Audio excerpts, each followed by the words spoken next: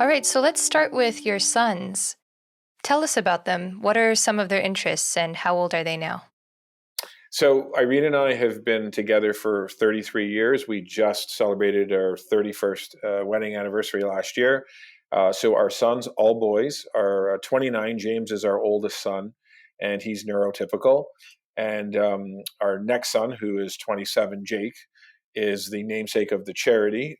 Jake has a severe condition of autism in the regards to his communication.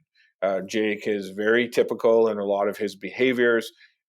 He's a very calm young man. He's a very well behaved young man. He simply has not been able to develop any speech. And our youngest son, Jonathan, who is 24, so 29, 27, and 24, relatively all close in age. Jonathan is an interesting story in that his first 7 years, he also never spoke a word. And my wife tried a number of therapies and treatments and a number of things. And then thankfully, around the age of 7, he started to develop some speech. And his speech has developed quite a bit to the point where you can communicate with Jonathan. He does speak in an atypical fashion. You do have to use a slower pace and have some patience with him. But he's developed a sense of humor in his communication, and we're really surprised. We were concerned for a long time that, unfortunately, as with Jake, speech never developed. That perhaps Jonathan would be the same, but happily he moved along. So Does Jake communicate with another means like a device or sign language? he the his I would say that his communication is dependent on his routine. So Jake, my wife, has done an incredibly good job of adapting her lifestyle to the boys, not trying to do it the other way around.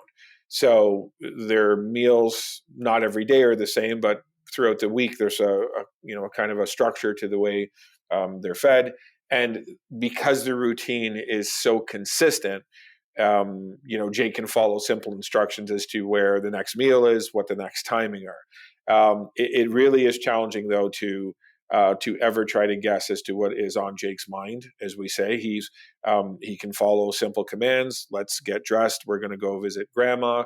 Let's get dressed. We're going to go for a walk. And he's putting his clothes on. So it's clear he has understanding. The limits of his understanding are quite honestly unknown to us. My youngest son, Jonathan, has enough communication to make his requests and his desires known to us. There is a very refreshing honesty in dealing with individuals with autism. They tend to cut out all the diplomacy and they just get right down to what it is they want. So it's kind of Mm-hmm. nice. I'm hungry, feed me. Sure, it's kind of easy. So Yeah. yeah. And what kind of dynamic do the three brothers have together? So growing up, and I think this is incredibly important as to ultimately why we started the charity. As I mentioned, we have 3 sons, and for the boys were 4, 2, and a newborn. So I would say within that next year or so is when all of the conditions of the autism started to reveal themselves. And we were extremely lucky that we had the support of our oldest son. We always say from when he was 4 till he was 14, for those 10 years, James was the third parent in our house. And it wasn't like he needed to be there 24/7, but there were times when his support and his help was critical. So the 2 younger brothers are very attached to their older brother. And happily, a year ago, our oldest son got married and is now off to start his own family. But I would say once the boys somehow, and I don't really know why, once they were 10, 12, and 14, they settled into routines where I would just submit that there was a bit of a calmness. So the support lessened on a daily basis, it seemed. But those 10 years, I say, for my wife especially, and subsequently a little bit to myself, those 10 years as a parent felt like 30 years. And I don't know what we would have done if we didn't have James' help from family. And when we Mm-hmm. started looking around, as we started getting our footing within our own household, we realized that in the autism world, it's unfortunately very heavily affected with families separating. There's a lot of pressure financially. There's a lot of pressure emotionally, and moms and dads have a hard time staying together.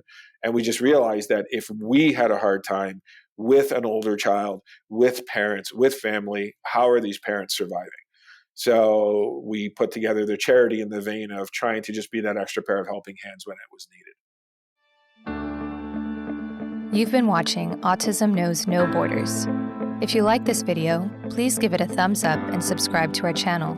Also, we'd love to hear from you, so let us know what you think in the comments section. Click here to watch this interview in its entirety. You can also find us on your favorite podcast app. Tune in each week for engaging conversations of how people across the globe are inspiring change and building community. Thanks for watching. Take care.